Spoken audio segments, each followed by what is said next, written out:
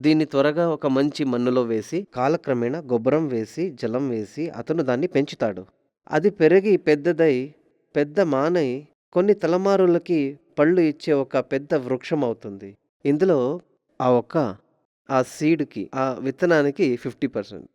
మరి విత్తనానికి 50%. ఇంకొక 50% ఫార్మర్. ఆ ఒక రైతు యొక్క ప్రయత్నం కదా!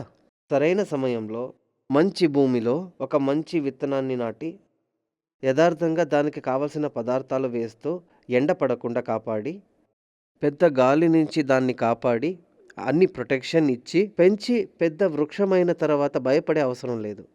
ఈ విషయంలో ఈ వ్యవసాయి యొక్క రోల్ నాదే అయింది. జాతకం చూసా. సూపర్‌గా ఉంది. చాలా బాగుంది. నేను వాళ్ళతో చెప్పా, "మీరు సొంతంగా బిజినెస్ చేయండి. చాలా మంచి భవిష్యత్ ఏర్పడే యోగముంది. నా దగ్గర డబ్బు లేదే స్వామి" అని చెప్పారు.